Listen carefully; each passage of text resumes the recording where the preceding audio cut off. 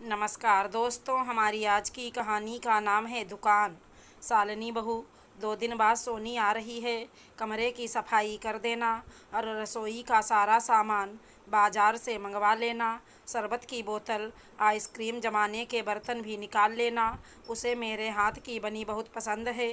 गर्मियों की छुट्टियां ही हैं जो मुझ बूढ़ी माँ नानी को पूरे साल जिंदा रखने की शक्ति देती हैं, वरना कुछ लोग तो मुझे चैन से सांस ना लेने दें। कहते हुए बीना जी माला जपने लगीं। सालनी सबका नाश्ता निपटा, बच्चों को खेलने भेज, चाय लेकर रसोई से बैठक की तरफ जाते हुए बोली, माँ जी, कल मैं सहारनपुर जा रही हूँ। आप और रचना को जो ठीक लगे करती रहना। अपनी बहू की ऐसी दो टूक बात सुन वीना जी का पारा चढ़ गया।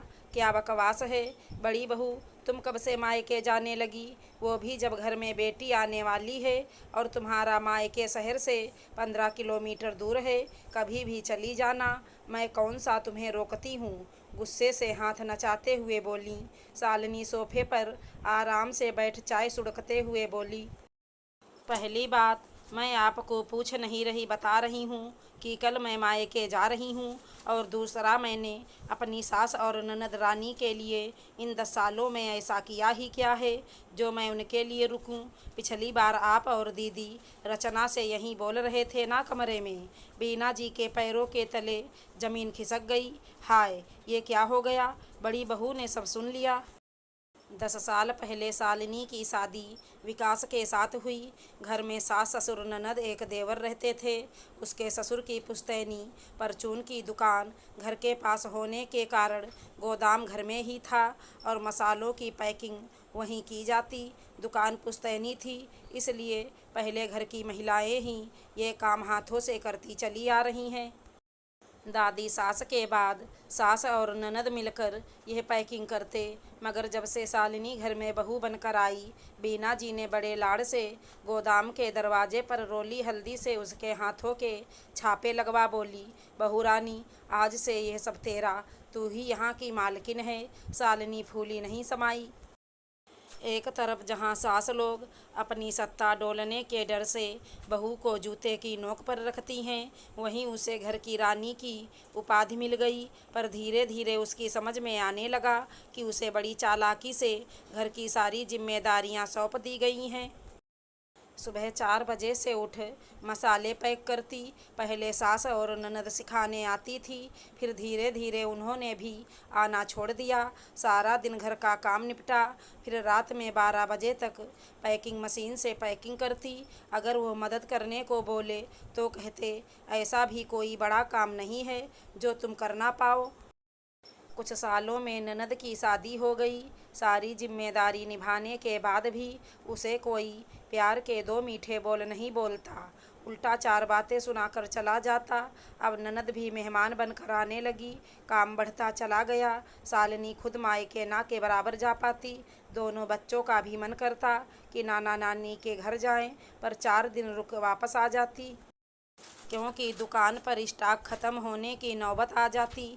ऐसे ही वक्त बीता। देवर की शादी हो गई। देवरानी की आते ही सबके सुर बदल गए। अब सासू माँ उसे कहती, नई बहू है, उसके खेलने खाने के दिन हैं, सब सीख जाएगी। बोल रसोई और गोदाम में पैकिंग के लिए जाने से रोक देती। देवरानी भी चालाक निकली।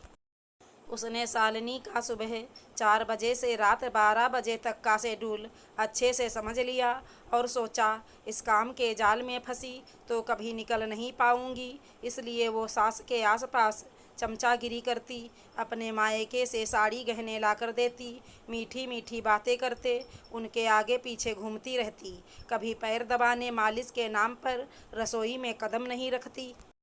उसकी चालाकियाँ शालिनी सब समझ रही थी, पर पहले से ही घर पति बच्चे दुकान की जिम्मेदारियाँ संभाल रही थी, जो अचानक नहीं छोड़ी जा सकती थी। और यही सोच बर्दाश्त करती कि देवरानी काम में हाथ आज नहीं तो कल बटा देगी। हद तो तब हो गई जब सोनी पिछली बार मायके आई, पूरा समय नई भाभी के पीछे पीछे डोलती रही, जिसका फ़ायदा उसने काम से बचने के लिए उठाया।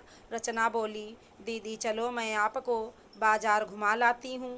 तो कभी उन्हें पार्लर सिनेमा घुमाने निकल जाती। सोनी के बच्चों की जिम्मेदारी शालिनी पर छोड़ सास देवरानी ननद तीनों रोज कहीं न कहीं सैर सपाटे पर निकल पड़ती। एक बार झूठे मुंह नहीं पूछती कि तुम भी चलोगी क्या। आखिर घर की मालकिन है, वो घर छोड़ कैसे चल देगी, इसलिए पूछना ही क्यों। सास को ऐसा लगता। शालिनी सोचती मालिक मालिक कहकर नौकर चौकीदार से कुछ ज़्यादा हैसियत नहीं रखती है वो। ननद सोनी जाने के लिए बैग लगा रही थी। सास और रचना भी कमरे में बैठी थी। तभी रचना, दीदी यह लीजिए साड़ियाँ आपके लिए और जीजा जी के लिए पैंट शर्ट पीस, बच्चों के लिए खिलौने और लिफाफे, इतनी उपहार देख सोनी बोली, माँ एक हमारी छोटी भाभी हैं, मेरा कितना ख्याल रखती हैं। एक वो बड़ी भाभी हैं जिसने कभी मेरे लिए ऐसा कुछ नहीं किया जिससे ननद को लगे हमारी खातिरदारी हो रही है। भाभी तो बस हमेशा मुंह लटकाए रसोई में लगी रहती हैं, जैसे कि कोई पहाड़ सर पर टूट पड़ा हो। हमारा आना उन्हें तकलीफ से भर देता है। तब बीना जी बोली, अब क्या करें बेटा, हर इंसान एक जैसा नहीं होता। बड़ी बहू रूखे स्वभाव की है, पर हमें खुश होना चाहिए। तुम्हारी छोटी भाभी बहुत अच्छी है। बाहर चाय की ट्रे लेकर खड़ी शालिनी वापस रसोई की तरफ चल दी और सोची, वाह, इतने सालों की तपस्या और सेवा का ये फल मिला है। मुझे घर दुकान के नाम पर जिम्मेदारी पकड़ा दी। सुबह से रात तक काम करती रही मैं। हर बार खुद अकेले चली जाती दोनों माँ बेटी। मैं कहती तो बोलती, घर खाली हो जाएगा, तुम नहीं जा सकती। रही लेन देन की बात, तो अपनी बेटी को देने के लिए विकास से पैसे लेती और सबसे कहती हैं, घर में तेरा मेरा क्या होता है, जो देना है बेटी को मैं दूंगी। जिसके चलते नाम हमेशा सास का हो जाता और भाभी कुछ नहीं देती। यही सोच आज ननद सोनी बदनाम कर रही है। शालिनी विकास की आवाज़ से उसकी तंद्रा टूटी। कल ड्राइवर सुबह आ जाएगा, तैयार रहना। दुकान से लौटते हुए मैंने बुकिंग कर दी है। तपाक से बीना जी बोली, बेटा ये कैसे जा सकती है, दुकान का काम अटक जाएगा और तेरी बहन सोनी आ रही है तो रसोई कौन संभालेगा। माँ बस बहुत हुआ, ऐसे तो शालिनी कभी मायके जा ही नहीं पाएगी। और ये घर की बहू है या कोल्हू का बैल जो हमेशा जोता ही जाएगा। ये अपनी मर्जी का कोई काम नहीं करेगी। ये बहू है तुम्हारी, इसकी कदर करो। दुकान का काम नौकर देख लेगा और सोनी के साथ आप तो हो, सब मिलजुल कर लेना।